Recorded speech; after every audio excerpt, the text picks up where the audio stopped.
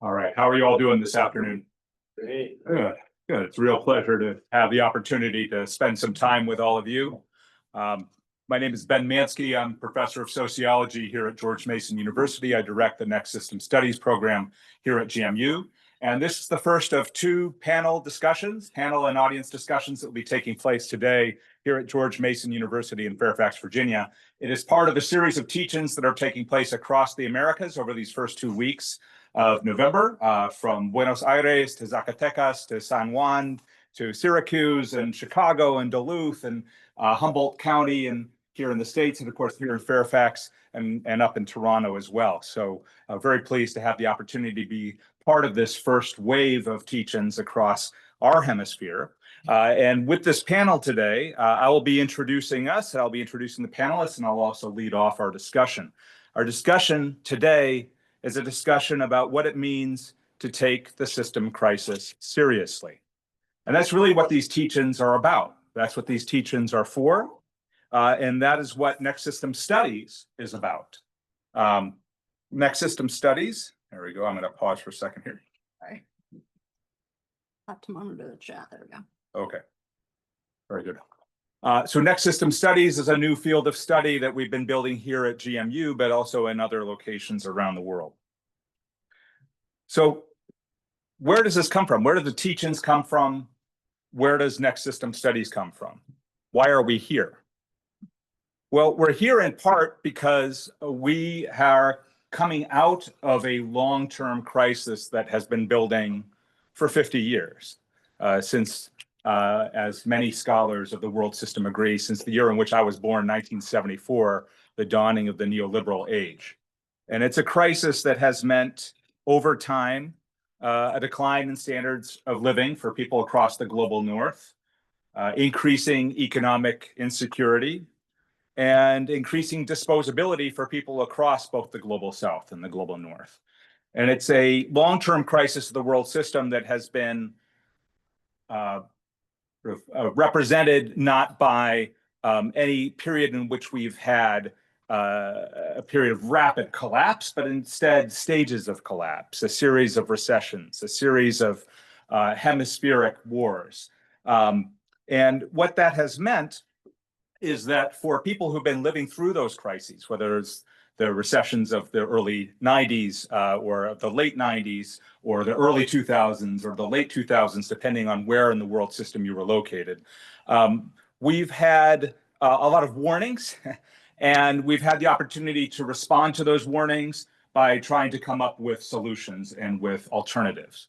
So this long period of what Garl Perovitz has called punctuated stagnation and collapse has opened up time for experimentation. And that's some of the good news that we are able to mobilize today, right? That there has been all kinds of experimentation around the world with various kinds of alternative next system designs, whether we're talking about worker and community ownership of different forms of economic democracy, alternative approaches to designing constitutions, with much more democratic constitutions being designed and introduced in many parts of the world. The newest constitutions tend to be the most inclusive and participatory. The expansion of participatory democracy in the political sphere, but also in other parts of life. Fights for the free movement of peoples, a long struggle for working people. The introduction of things like digital commoning and the digital sphere, so that the work to build alternatives has not been limited to the economic or to the political or to the technological or to the cultural. It has taken place across society, and it's taken place in every part of the world.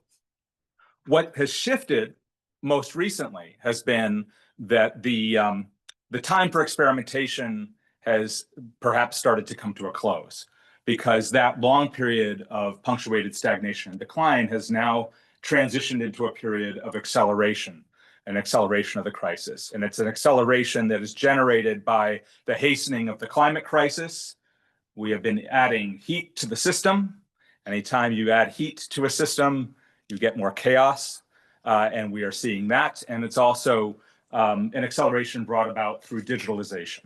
Right, and we could go on at length about that. But what that's meant in the 2020s is that starting in the late teens and into the early 2020s, people started calling this decade the decisive decade here in the United States. There was this idea that we were now entering into a decade in which the decisions that are made now and the choices that were made now are going to steer the course for the next 30 to 40 years, perhaps the next century. So what does that mean in terms of what brings us here together today? Well, if you're in a period in which the system has been in decline, in stages of collapse, and then that collapse is accelerating, then that suggests that something else is coming, right? The decline that we have been experiencing and the acceleration of the crisis has necessitated a new system. Another kind of system is coming. And that raises the question of what kind of system it is that we want. When I say the kind of system that we want, I mean the kind of system that would produce the kind of world in which we would actually want to live. And of how do we get it? How do we get there? How do we get that system? And that's really what Next System Studies is about.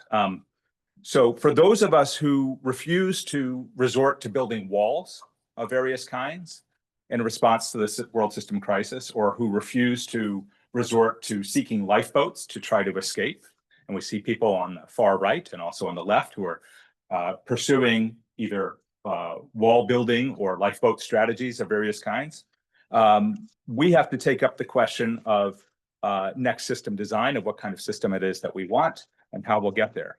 So that's what Next System Studies is about. And that's in part what these teach-ins are about. And as somebody who's been working to build this field in practice here at GMU, I've had to develop a way to teach, right? To engage students, to engage members of the community, to engage other members of the faculty and myself in taking on these questions. So what I've come up with is what I call the 4 domains of Next System Studies. And just to be clear, I have, as my students in the room know, I have borrowed very aggressively from all kinds of scholars and activists in building these domains. So the first of those is the domain of system crises. And for me, when I say, when I speak of a system crisis, what I'm speaking of is a crisis of a system which, if left unaddressed, will bring the system to collapse. Right? So this is something that can be evaluated empirically. Is the system able to fix itself or not, right? Secondly, another domain is that of system design. And by system design, I mean the configuration of structures, processes, practices, people, beings, and things that together produce and maintain a system with its own particular logics and outcomes. That's what I mean by, so you could have constitutional design, technological design, socio-ecological design. These are all questions of design. Another domain is that of systemic movements. The systemic movements are social movements that have developed to the point at which they have an articulated goal of system change. Now, inevitably, social movements, some of us would argue, become systemic movements, but most of the time, social movement activity doesn't operate at the level of systemic change. But those that do, we want to pay attention to. And finally, there's the domain of system change. And that it basically speaks to the alternative pathways through which those new configurations for a new system are produced. Right? So, systemic movements try to make history. They make history, but they don't do so under conditions of their own choosing. So, in building Next System Studies, we bring the study of system crises, system design, systemic movements, and system change together. And it's actually across those domains that we get the kinds of questions, the types of next system questions that are vital questions in this moment, right? So you can just imagine asking the question of what it is that systemic movements can teach us about the nature of the world system crisis today. What do they know, right? What is it that systemic movements know about alternative designs for our next system? In other words, what is it that people on the ground in Northeast DC or Cleveland, Ohio, or in Chiapas in Mexico, what is it that they already know about an alternative system? We can take on questions having to do with the origins of system crises. What makes something a system crisis? Is it something that's simply endemic to the system, or is there agency and subjectivity involved? What is in other words, do systemic movements sometimes make things that they experience as crisis into a system crisis? So those are the types of things that we take on in Next System Studies here at GMU. And I'm going to end by addressing what I see as the tasks of Next System Studies. First of all, part of our work is to raise and address those questions, to address them because we need answers. We are part of this world and we have a stake in answering those questions.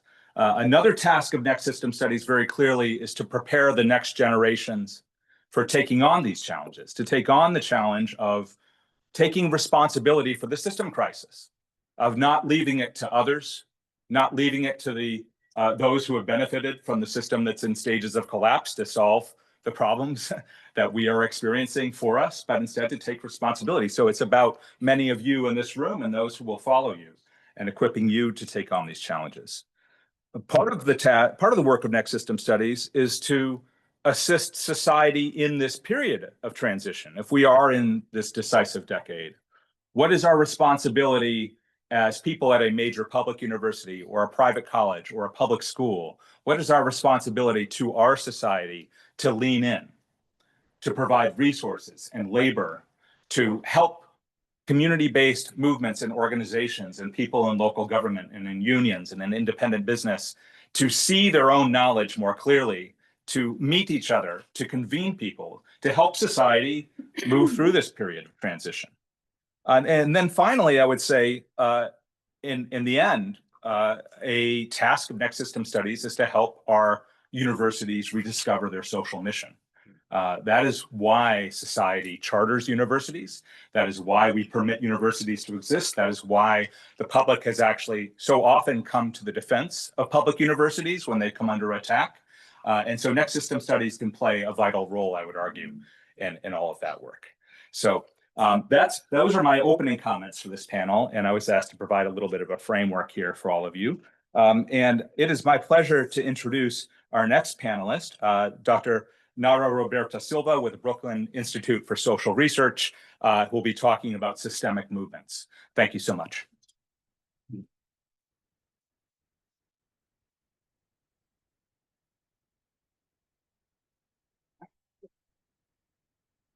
All right. Can you all hear me well, or should I just move like this? Okay. You use the hand mic. Is this not on? Okay, I think you can hear me well. All right. So, thank you everybody for coming. Good morning, good afternoon. I don't know, like what time of the day is this now? We are right in between, right? Morning, afternoon. So, I mean, take your preference here. So thank you so much for being here, everybody. I want to start, of course, thanking everybody who put this together. I know how hard it is to actually put a multi-day event together. So thank you, Ben, for the invitation. Thanks to everybody that is part of Next System Studies. And of course, thanks my panelists for participating in this conversation with me. So I want to depart from the assessment that Ben just provided to us, right? So we are indeed experiencing a series of crises, social, political, economic, ecological.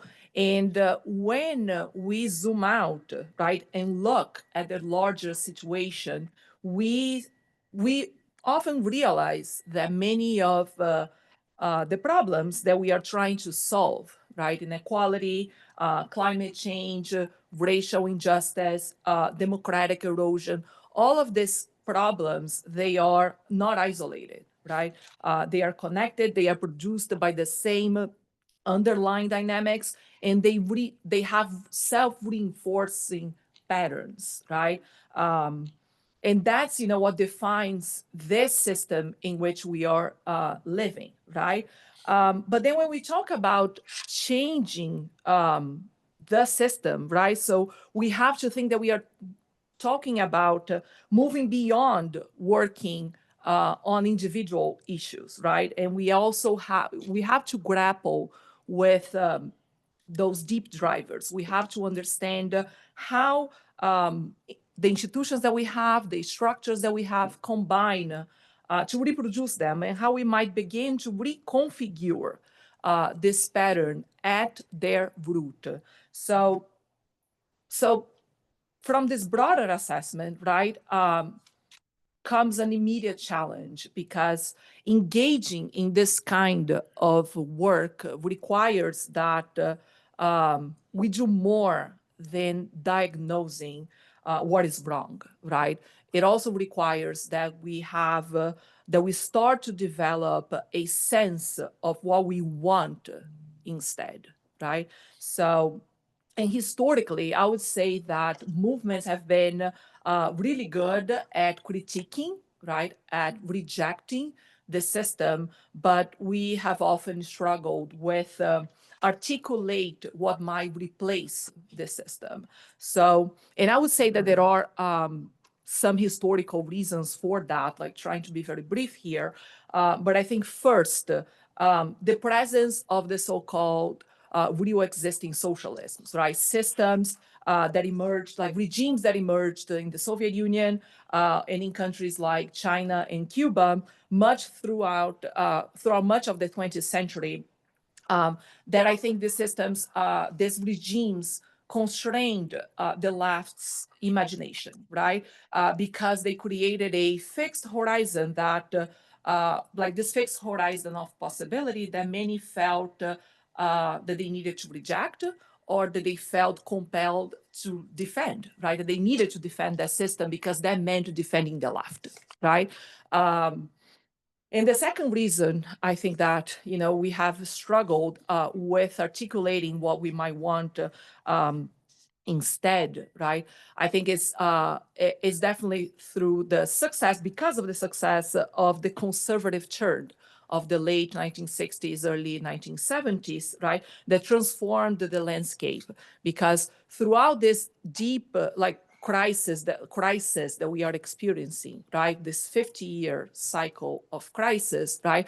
At the same time that these crises were unfolding, we also see, like, there is also a paradox here, because capitalism came to appear at not only one system among others, but as part of the natural order of things, right? So we actually are, you know, we have to engage with this very strong ideological consensus, right? That capitalism is the way things, you know, it's just the way things are, right?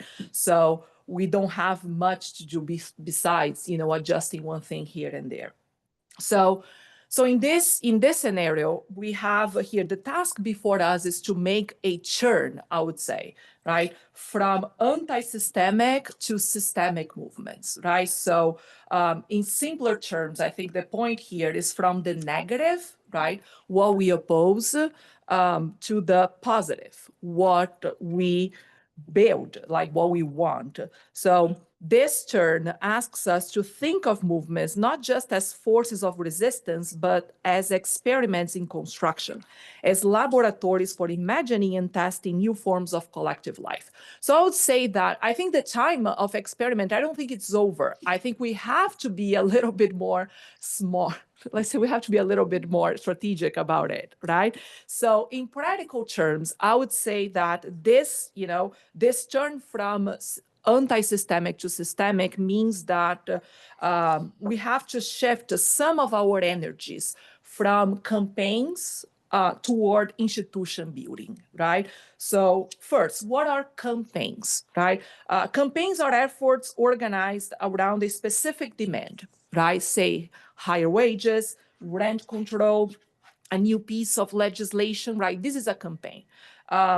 And don't get me wrong, right? Campaigns are very important. Campaigns are essential. They mobilize, they clarify issues, and when they are carried out well, I would say that they can even review how many struggles are connected, right?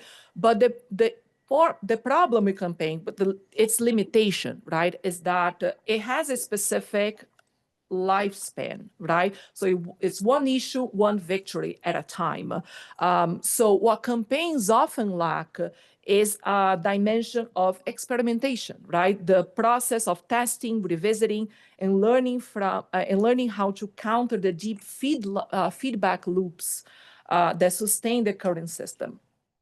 In systemic movements, I would say, By contrast, they don't just resist or seek to make a dent in a single issue, right? They create new infrastructures of participation, redistribution, and decision-making. And I know this might sound a little bit abstract, right? But I think we do have examples of that, right? So I want to take one like participatory budgeting, right? Which was born in Brazil. In its inception, right, in its beginning, and this observation is important, right, participation budgeting wasn't simply a mechanism for citizen consultation or local spending, right? It was a process through which people collectively decided how to allocate public funds, a large sum of public funds, right? So this process democratized not only the outcome, but the very structure of decision-making. I would say that in its inception, it was systemic because it redesigned a whole institutional logic. So it transformed how authority and how resources circulated. So it wasn't just, a demand for more inclusion, right? It created inclusion by reconfiguring how power operated. So, and it was profoundly pedagogical too, right? Because invited people to reflect collectively on priorities, right? On what kind of world, of what kind of city, right? In that case, they wanted to live in. So I think that's, so that's an example and like showing how, a systemic approach could unfold. But of course, we have to remember that systemic movements, systemic initiatives, like they don't emerge in a vacuum, right? So they arise within this system that we have now, right? So they arise within the very structures that they seek to transform. So that means that they suffer enormous pressures toward co-optation, right? So often the radical potential of these initiatives, it gets diluted, right? They become mainstream before they can fully reimagine the institution itself, right? So, and once again, participatory budgeting is a good example of that, right? Is a good example of this trajectory because what began as a radical experiment in popular power, right, has in many cities and after many years been absorbed as a technocratic tool of neoliberal governance. So that's, why the challenge before us, right, isn't simply to defend existing experiments, right, but multiply these experiments to create more and more systemic movements, systemic initiatives to expand the field of institutional redesigning, right? What would it mean to build, for example, new healthcare institutions grounded in equity and community control? What would mean, to build new educational institutions organized around collaboration rather than competition? What would mean to build cooperatives that reorganize or ownership and decision-making around collective benefit rather than profit? So the more and more experiments exist, right, the more they can sustain each other. And I think like what we miss is this conversation, is this exchange, right? Through cross-collaboration, shared learning, and mutual reinforcement of their mission, let's say, right? And I think that's, we miss this connection of initiatives. And that's, through this connection, I think that we can actually start to shift the equilibrium, right? By building many interconnected forms that point toward, a system altogether, like a vision that it starts to emerge, right? And I think that's how people like us, come in, right? Educators, organizers, teachers, participants who want to actually change the system. We have to claim this power of designing and building together, right? Not in the sense of creating these isolated utopias, right? Like detached from the world, but by engaging directly with the institutions that structures our lives, schools, hospitals, workplaces, city governments, right? And then we have to ask how these institutions might be reimagined from within, right? And, I think that you ultimately, right, institutions are crystallized social relations that are, that can be remade, right, through collective efforts. So we have to just change the social relations. Thank you. Thank you, Dr. Roberta Silva. Our next panelist, and just to let you know, we'll each be giving these sort of shorter talks, and then we'll be opening it up. And I also was informed that the chat is not working online, so maybe that needs to be enabled. But our next panelist is my colleague here at George Mason University, Professor Emeritus, Dr. Richard Rubenstein from the Carter School. So please welcome him.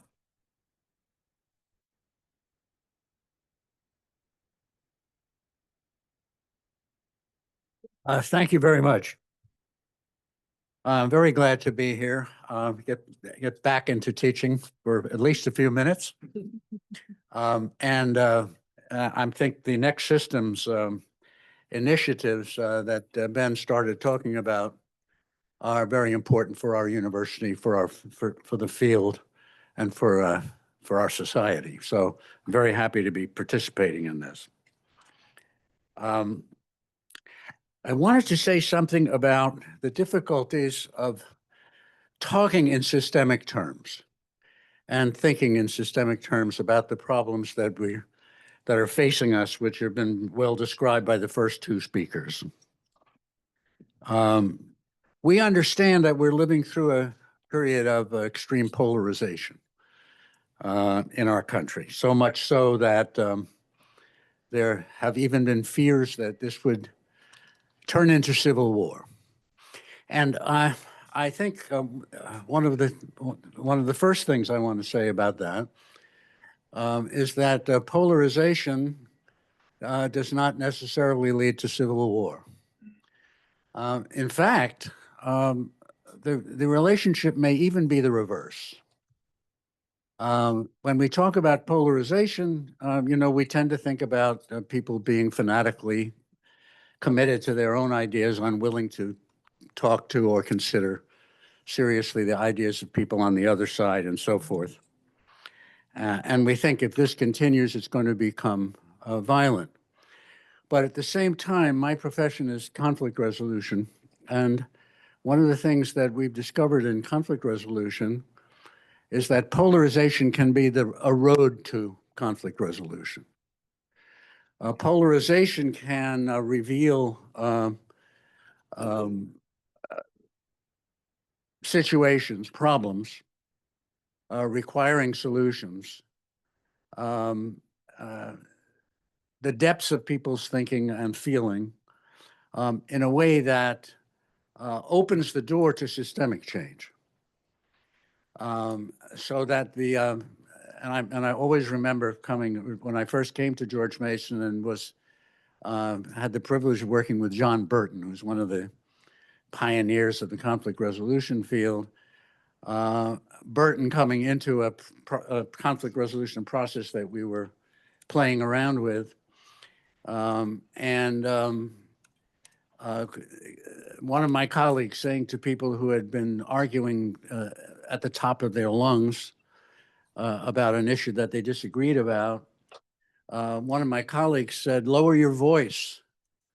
Let's treat each other more respectfully. Let's change the rhetoric." And Burton saying, stopping the procedure right there and saying, you've just moved away from conflict resolution. You don't lower your voice. You don't try to stop polarization by getting everybody to be nicer to one another. You find out what's really bothering them, what the problem is that's really provoked the conflict to begin with. And then you discover if you find out if you can do anything about that. So polarization isn't necessarily a bad thing. In the case that we're dealing with now, I think when we talk about moving to a systemic level of thinking and operating and analyzing, we immediately run into a problem. And that is that instead of thinking in terms of systems, we are really taught to and conditioned to think in terms of persons rather than systems. Personalism characterizes the way we characterize much of the current polarization that we're living through. What's the problem with MAGA and the MAGA movement and so forth? And it's Donald Trump is the problem. Trump's personality is the problem, or the personalities and prejudices, the attitudes, the predominant emotions of other people involved in the MAGA movement. Says if you talk to leftist people, they will almost immediately begin to question the motivations of the opponents. If you talk to right-wing people, they're already talking about left-wing lunatics, about leftists being evil, having evil motivations, people hating America. Both sides, therefore, tend to use personalism not just as a rhetorical device, but actually as an analytical method, and to analyze the problems that they're dealing with in terms of the evil people on the other side. So this is a characteristic, I think, of the way in the United States that we tend to think about enemies. Enemies are people who are malicious, people who are cruel, people who are uncaring about the amount of suffering that they cause, people who want to be God, who are megalomaniac. And when you finish with talking about the image of the enemy, you realize that you're describing the devil, that these are satanic images. And they're very characteristic of people on both sides in a polarized conflict to talk this way. Well, what's the alternative? The alternative is to think about the system which is generating the conflict. That is to think about conflict not as something that's produced because of personal characteristics such as malice, but which is coming out of the bowels of the system. In a book that I wrote about this a few years ago, I talked about as the clearest example of systemic violence that I know, prisons, in which if you have a system which is based on the deprivation of human needs of the people involved in the system, you're going to get violence. And the violence that you're going to get is not, in the case of the prison, not simply because the guards are sadistic or the prisoners are incorrigible or the prison administration doesn't care about the welfare of the people that they're administering and the rest. You're getting a violence which is the result of structures which generate it, social structures which generate it, right? And so it's hard to get people to understand this, but not so hard, I think, when they start thinking about their own experiences. We are talking about what Johann Galtung called structural violence. And this points not only at systems in general, because there's, I think, some danger with everybody I know now is capable of speaking in terms of systems. And a lot in my own field in conflict resolution, there are lots of folks who talk about violence itself, violent conflict itself constituting a system, a self-sustaining system, right? Systems involve components that are interactive and all the rest. We can, when you finish with that sort of definition of systems, you can end up with a static entity which is self-perpetuating, and which is, shall I say, which describes almost anything you want to describe.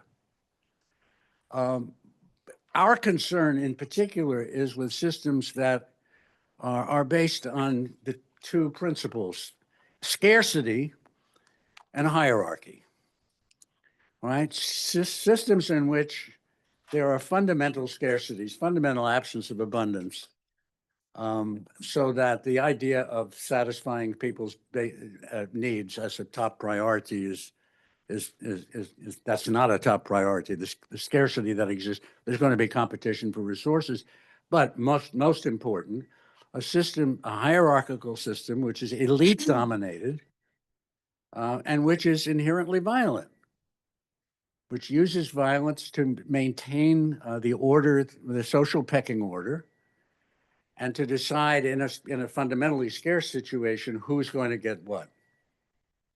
So that is the system that generates structural violence, as Galting has described it. So this is one problem in dealing with the systems. The second problem is that, and which I'm really just relating to, is that you can have a model of a system which is stable. A system for years, when we talked about conflict in the United States, the dominant assumption was that what made the United States unique and what made the United States successful was the extent of consensus.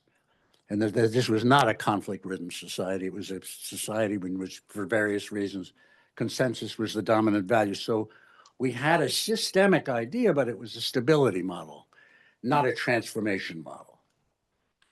And as soon as you move to the transformation field, as Lara did in her interesting talk, you understand that one of the reasons system studies is so necessary, next system studies is so necessary in our country and in our society, is that we're very ill-equipped to talk about transformation. We'd like to think, especially the opinionated people who are interested in politics like me and others, we like to think we know what a healthy system would look like. We like to think we know how we can get from the unhealthy one we've got to a healthier system. But in fact, there are all sorts of things we don't know. We would like, for example, to know how a system which is basically violent and producing scarcities can be a system that produces abundance and based on equality, and do it non-violently. So the kinds of change that we're interested in, if you want to look at it this way, are revolutionary changes, because they involve a fundamental system change. But we would like to not get a lot of people killed in making the changes. We're committed to nonviolence. So we would like to have nonviolent change, which is also revolutionary. And therefore, as soon as we start to read about this, we read wonderful works like Rosa Luxemburg on reform and revolution. And we think to ourselves, well, there's a lot of truth in that. But the question for us is, how, in a sense, can we transcend transcend the conflict between reform and revolution? How can we get revolutionary change that's actual system change, without getting a lot of people hurt? And the answer is we don't know.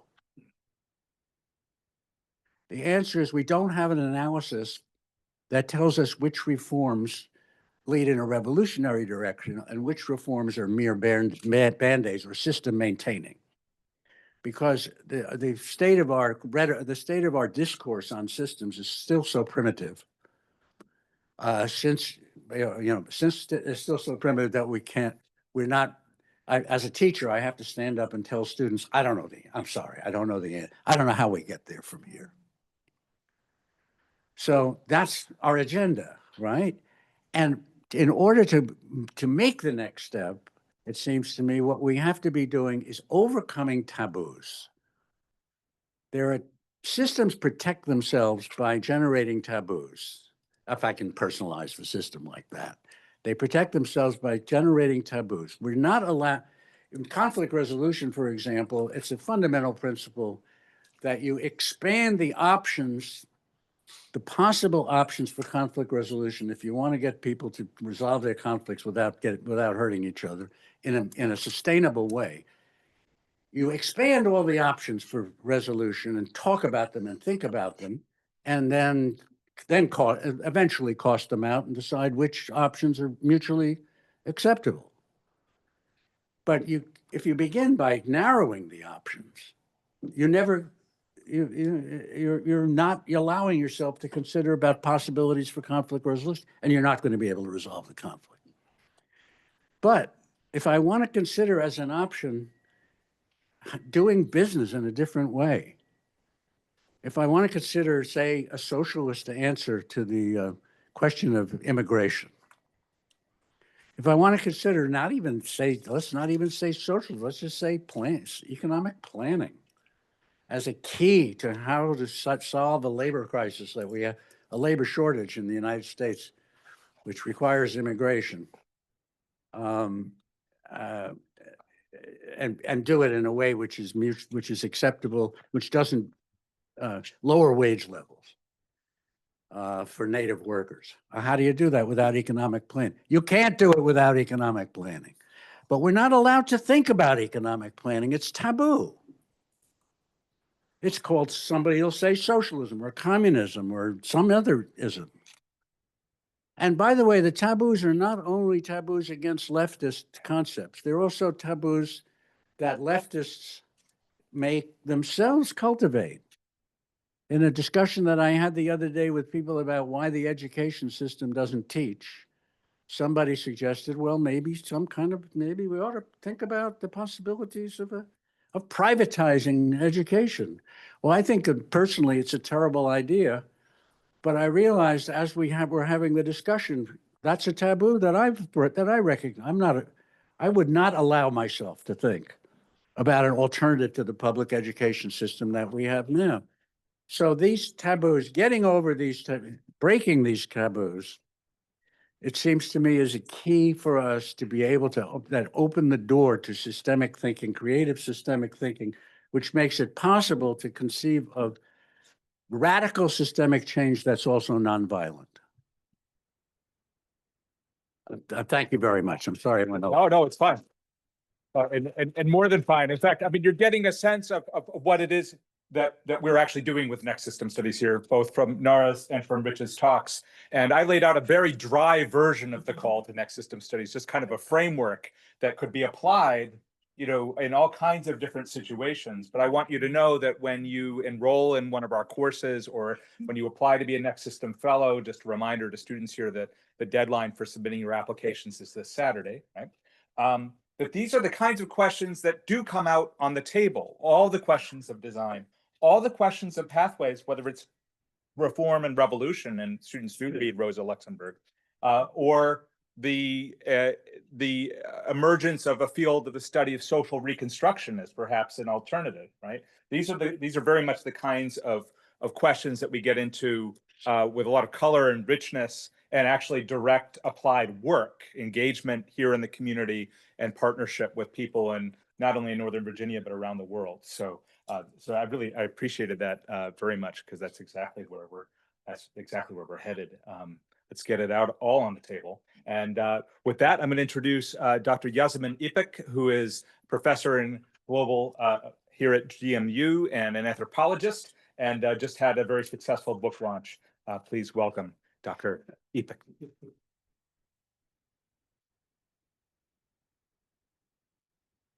Thank you, everyone. Hello, thanks for coming. This is a great audience, and I'm so excited to be part of this really very strong, much needed community. Is this working? Okay, I should be very close, I guess. Okay. And I have just learned a lot from listening to my panelists. Thank you so much. I will have a couple of interesting things, and if I'm over time, please let me know, Dr. Manski. So I'm an anthropologist, as Dr. Manski introduced me, and here's my book. I thought it's exciting, and it's completely accessible through the Mason Library, and I believe through different libraries. So as an anthropologist, I am looking at concepts such as crisis, system change, and activism in an anthropological way. And I will talk here about what does that mean? How can this potentially enrich our discussions about next system and next system change?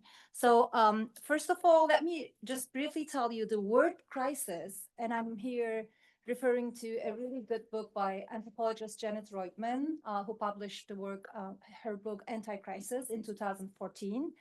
and before her, there was Stuart Hall and others who wrote continuously about how different political authorities invoke the word crisis, specifically to depoliticize and in ways that perpetuate neoliberalism. So I think we need to be really aware of how the word crisis can be invoked in many different ways to different conclusions. So a lot of anthropologists wrote against this depoliticizing ways of invoking the concept of crisis, to say like, oh, there's crisis going on, so we cannot do anything about that. But where we are coming from is the opposite. Oh, there are crises going on. We also acknowledge there are crises going on, but we must do something about that. And the concept of crisis work, obviously, there's no word like that in English, but conceptualizes the sentiment of we must do something about that. I did research in Lebanon. My long field work was between 2013 and 15. And since then, I have been studying multiple activist networks, social movements, civil society broadly. And Lebanon has one of the really strongest civil society networks, not only in the Middle East, but globally. So I have had the privilege of observing, trying to understand, trying to interpret what we are talking, how people are actually thinking, talking about that. And their motivations come from crisis. So I propose in my book a more generative understanding of crisis. What does that mean? So typically crisis is like, that pejorative negative word, like we are scared, we don't know what to do, it's depressing. But in many contexts, the experiencing, also I am suggesting an experience, maybe we should focus on how people experience crisis. And what does it mean to think about crises also experientially? This is important because that experience in many contexts can mobilize and politicize people. And we see this in the context of Lebanon. As crises are increasing, and when we talk about crisis, again, context-specific, experientiality, this is the anthropological understanding. We talk about so many things. I mean, I do agree with the statement that, globally we have neoliberalism crisis in the past decades, and this has been impacting so many places, but there are also like many context-specific crises. And if you want to, build a more global understanding or decolonizing understanding of solidarity, social movements, systemic movements, I think it's really important to pay attention to how different communities and different contexts perceive, lived experience of crises is what I'm trying to look at. So with lived experiences of crises, of course, every context is different. And in the context of Lebanon, wars, civil wars, Israeli aggression. I mean, just recently in the past week, so many people died in Lebanon. Unfortunately, we are not, hearing these things on the Western news. So people there are also, for example, infrastructural failure is a big problem. People are struggling with, every day having access maybe 3 to 4 hours only to electricity, water shortages, high levels of unemployment. So I think violence is a really, really important experience because, as many scholars pointed out, prolonged experiences of war and violence can be really suffocating. But in the book, I'm trying to focus on what kinds of possibilities opened up, how people get mobilized by the feeling of we must do something. And that we must do something, which led me to coin the word crisis work, is based on the Arabic word lazim, not milshi. People were constantly talking about, so when I interviewed them or just talk to them or just hang out with them for even 10 minutes, like the way they talk about their lives and their life stories, they talk about crises and, manifold crises that are affecting them individually, as a community, as a nation, and then they conclude we must do something. And after, for example, bombings, during my fieldwork, there were so many bombings happening in the city. And then people are, caved in their houses. And, they were writing to me on WhatsApp, which is a common form of communication there. Do you know any social movement that I can go? I want to do something about that. So it's a lot of fear. They're really like shocked. It's a big shock. And, you're caved in.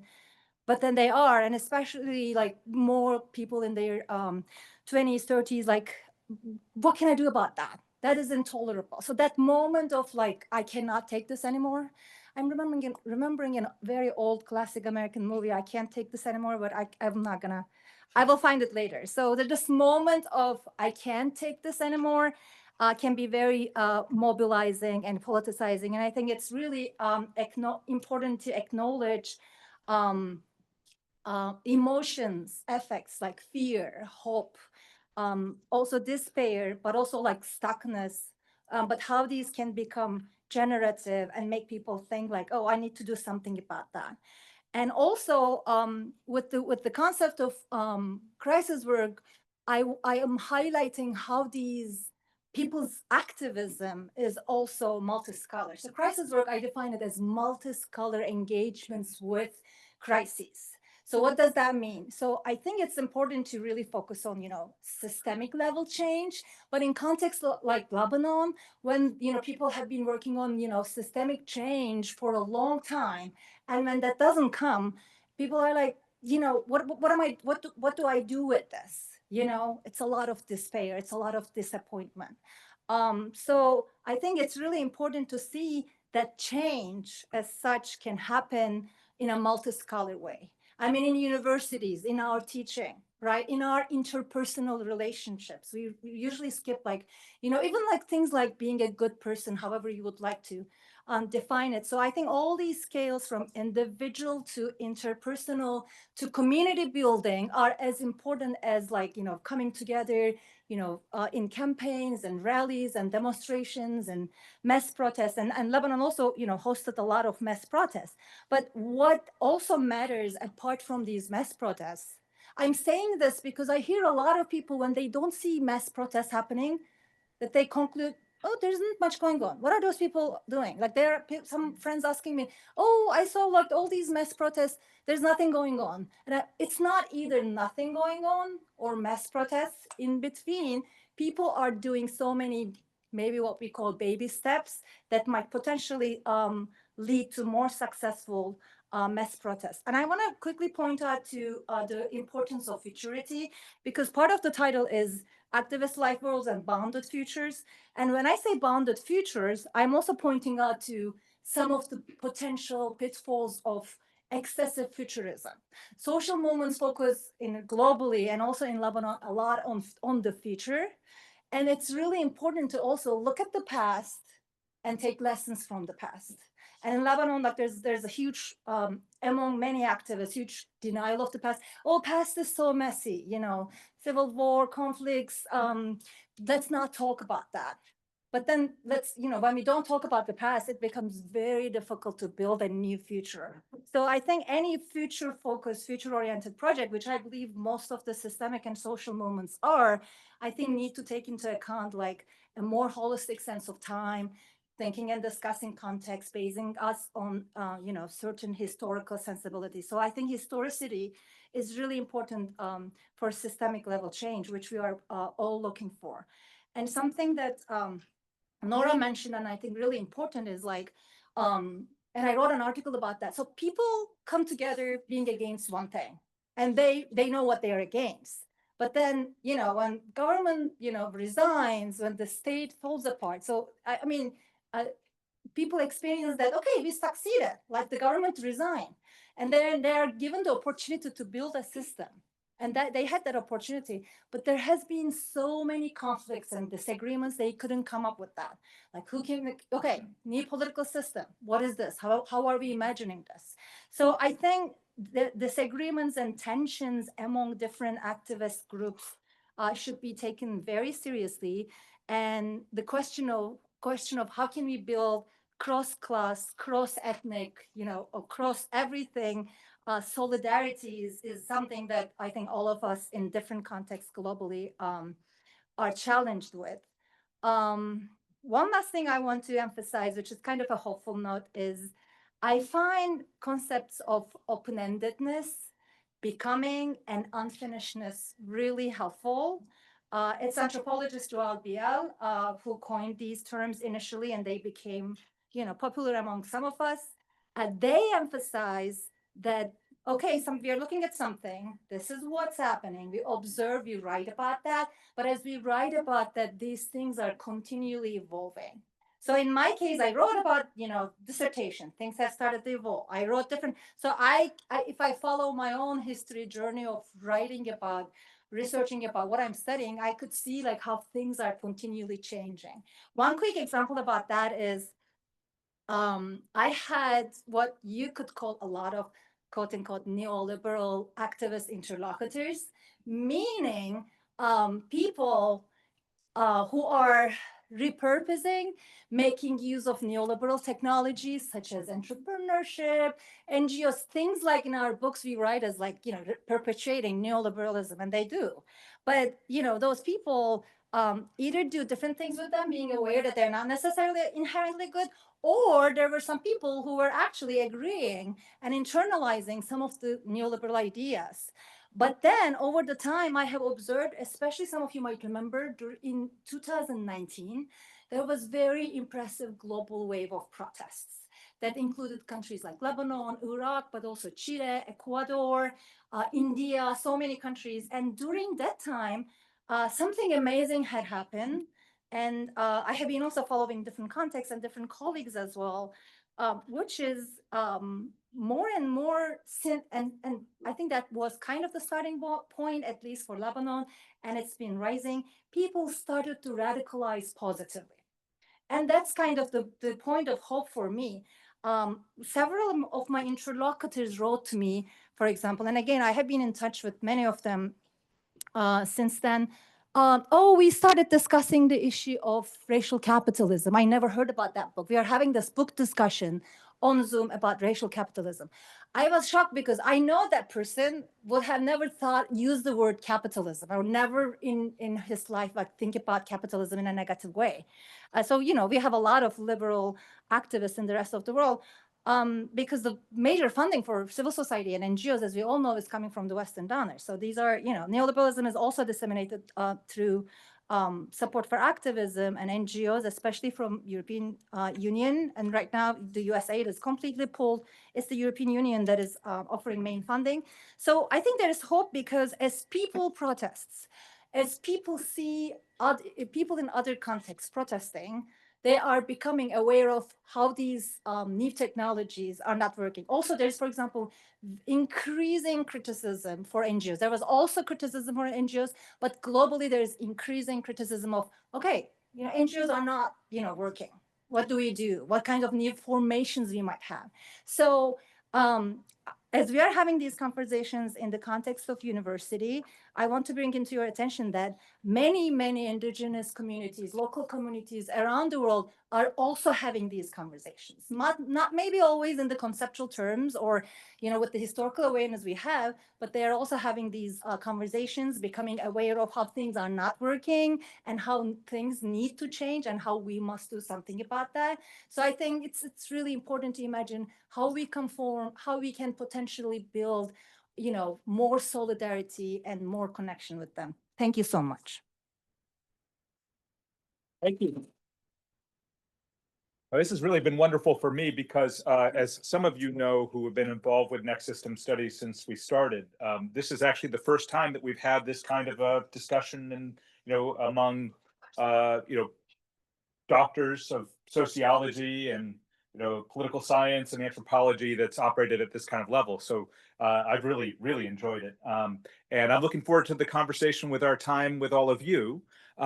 We have microphones here, and if it's okay with my panelists, I'd rather sort of give up the moderator's privilege of posing questions and just see if there are questions and interventions that any of you would like to make to get us going here.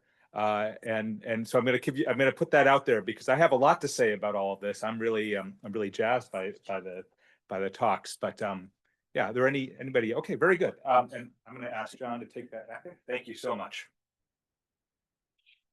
And you can direct them to a particular panelist, or you can direct them generally if you'd like. Yes, this is a question for Dr. Rubenstein. I appreciate your refocusing of issues from the personal to the system or the structure. My question though is, what happens when different groups don't recognize the facts about the structure in the same way that don't accept some of the facts about a structure. I'm thinking about, you know, maybe people who would deny that any structural racism still exists, for example. Yes, good question. Thank you. Well, let me answer that quickly in two ways. One,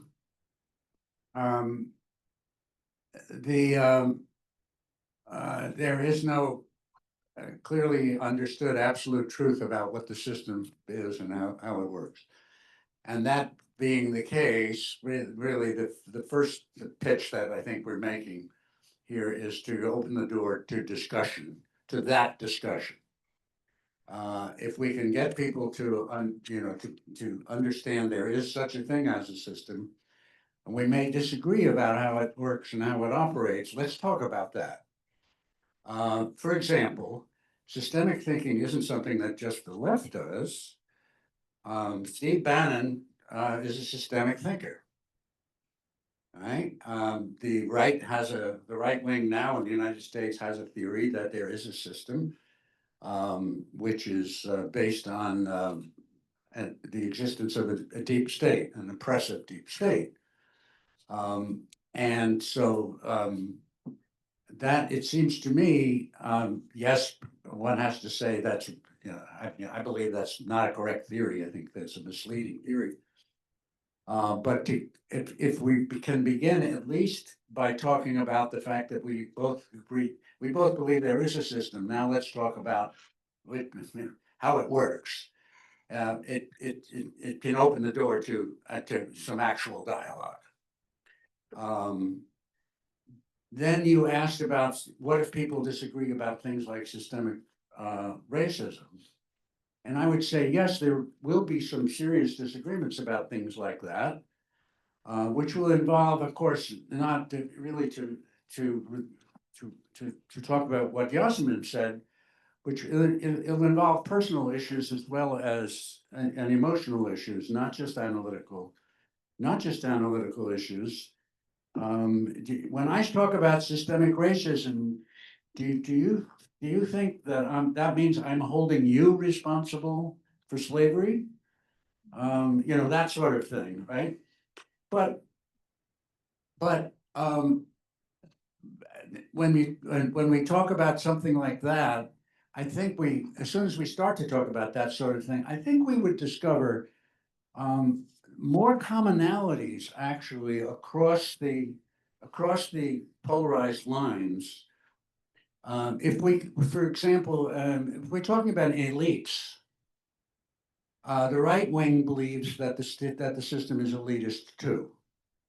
Right? They have a different identification of. They think that people with college degrees are a part of the elite, right? Because I think they don't understand what real power, what real economic power is in this society, what it looks like. People with college degrees, are mainly unorganized workers. But that, again, I think we can actually talk about that without necessarily accusing each other of being, agents of the devil. Yeah. Thank you. Yeah. Excellent. Yeah, and I appreciate the comment on taboo, and also you're really, I think, fronting, Rich. Part of the purpose of this field is to surface these questions and make them questions that we can take on. We have another one over here. We have one from the online group. Okay, do you want to speak to it in the mic? Yeah, thank you. Drew is going to be the voice of the online. That's right. Yes. So the question is about taboos. So rather than stating a position, why not reframe the issue in terms of needs you're trying to meet? i.e., how do we create educational opportunities that are affordable, sustainable, and inclusive? And was that directed generally? Okay. Yeah. Would like to take a stab at that.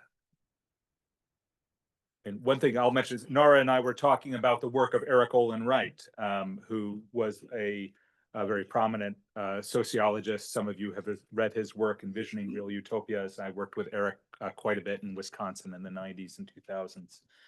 And he has a framework for thinking about system design that he developed, which starts off with a basic normative commitment to the idea of human flourishing, right? So there's an orientation towards our work. What kind of system is it that we want? It's a system that creates conditions in which every human being has the ability to become the best version of themselves that they can. They can live a full life. And there may be some people who would disagree with that commitment to the idea that everybody should have the ability to become somebody who lives, who's liberated, right? And becomes, but maybe the vast majority of us would agree with it, right? So what he first starts off with is the idea that we should be thinking about what kinds of systems, he doesn't use that language, but what kinds of systems would actually create those conditions in terms of education and health and control over our time and so on. And that's the question of desirability. What kind of system do we want, right? And then he raises the question of viability, right? So would that design that we're imagining that would produce the conditions in which people have access to education and to explore and learn throughout their life, would it actually work? Would putting it together in that way actually work? And then there's the question of achievability, which we would always argue with him about when I was a student, which is, can we actually get there? Is it open to us, right? And it's a very useful framework. So when I mention borrowing from all kinds of thinkers, that's what we've been doing with Next System Studies, is borrowing from the work of the Real Utopias Project, from abolition studies, from people who are working on ecological and just transition, all kinds of different approaches, from peace and conflict studies. So we're setting up frameworks. The question of taking on design of educational systems, I mean, that's the grounded work. That's the work that we need to do. And yeah, I won't go further than that. I don't know if there are any other responses to that question. All right, that's gonna be my one response, I guess. Other questions or interventions from those of you here? From those of you who are social movement scholars, I could see that a lot of what was being said resonated for you, and there are a lot of common themes. And for those of you who are in public sociology, some of the same things. This has been really excellent. And I thought I turned off my ringer. Anybody else? How about for folks up here on the panel? Other things you'd like to pose to each other? Just want to actually.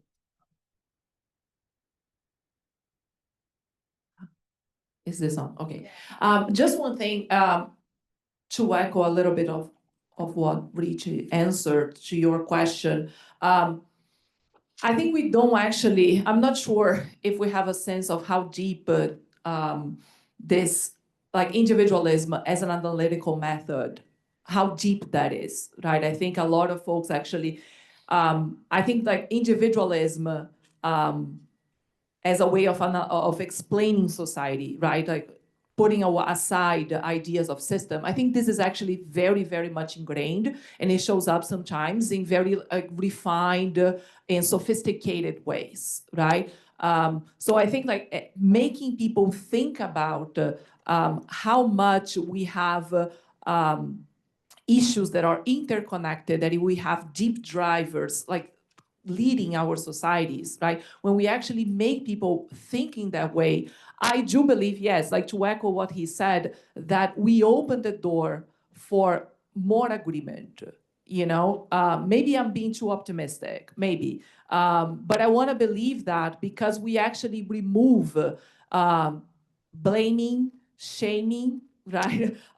All these elements that I actually think that are a blocker for conversations, right? For agreements, for building together, So, and actually, I think a lot about how we can actually make, systemic thinking more hegemonic, right? How much we can actually make explanations in a way that we don't isolate issues, right? And as someone who works at an organization that is outside of the university, right? I don't teach at a university. We would be surprised of how much actually people crave for knowing more about the world, right? Unfortunately, we live in a society that actually, like, especially in these past years, right, has been making universities or knowledge production in general, right, a threat, and not only simply a threat, but as something useless, right? That you don't need that in order to succeed, right?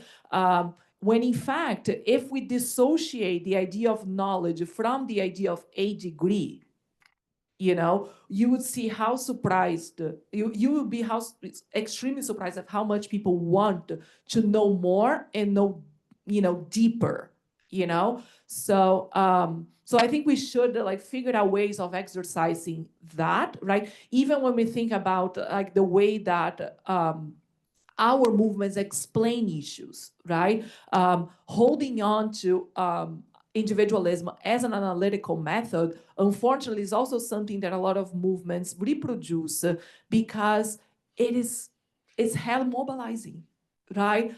Blaming one person, one issue, a group of people, right? It's very mobilizing. So then it's easier to claim, like to say that gentrification, right, is the problem of that developer, right? It's a problem of a collusion between like some city office, officials and some, developers, right? It's easier to do that because makes people like angrier and then they want to do something, but it's highly uneducational. So when we think about systemic movements, it is also here how much we change our pedagogical approach, how much our movements as well, not only us as scholars, as, scholars to be, educators, but also how much like organizers, start to actually think seriously about, okay, how we present, things in a connected way, just, I thought that I was having as, Rich was responding. Excellent. Thank you so much. So I'm going to give you 30 seconds in case you have something that you've been thinking about, Dr. Ipek, and then we're going to wrap up. I can see the conversation just getting going, and this is, I mean, that's what the teaching's about in part is to build the relationships for the long term. And I have a lot of things I want to ask you about multiscalarity and so on, but why don't you just pick up the mic and whatever closing thoughts you have that you'd like to end on. Hello. There we go. Okay. Excellent. Yeah, I mean, and this is an again open-ended, ongoing conversation. I like open-endedness. So we are about to close the panel, but please feel free to email us, contact us, and have the conversations. I am a big believer in exchanges, intellectual exchanges, conversations. I think this is what makes us, build communities. I really like the point of taboos. Yeah. And there are a lot of taboos that we cannot talk. I mean, my book is like trying to unpack some of them. With activism, Israel-Palestine issue is still a big taboo in the United States or in the Western world, for example. And, the issue of, in different contexts that I have heard from different people and read in different books, and not only in my book, differences in values and understandings among activists can be a big trouble that, lead to falling apart of many movements and activism. So I think it's really important to also develop selfhood. Part of multiscalarity is selfhood, to develop selves that can be more open to people who are not like us and who has things that we maybe really dislike and hate. Just one example I'm going to give. So I listened to, and observed so many moments. Again, I'm more familiar with the context of the Middle East and countries like Syria, Turkey, Lebanon, where I did research, that movements fall apart because of the whole, unspoken tension between secularity and religiosity. A lot of secular activists get so upset when religious, pious activists, for instance, just one specific example, anthropologists like specificity. So when pious activists reject, they're in the same movement. Let's say climate change movement, they're doing the same thing. But for the dinner, they don't want to meet, they don't feel comfortable in meeting at a place where there is alcohol served. They don't feel comfortable. But then the secular activists, like, this is too radical. Are you guys crazy? Like, what were we doing so far? So these kinds of challenges, these kinds of we cannot eat in the same dinner place, that makes social movements, activist movements to fall apart. So I think for all groups, more openness, more understanding, kind of maybe more self-control over our possible prejudices and hatred can be also very helpful. Yeah. Thank you. Thank you for taking the system crisis seriously. I'm looking forward to this continued set of conversations. Also, in just about 12 or 13 minutes, we'll be reconvening here to talk about this institution, the next GMU. So I look forward to seeing probably most of you who don't have to go to class back here for that, but take a little bit of time to take a break for oxygen, water, to meet each other. Sign in if you arrived but have not signed in. There's a sign-in sheet over there. And thank you so much for to each of you for coming down here, for coming out and sharing what you had to share.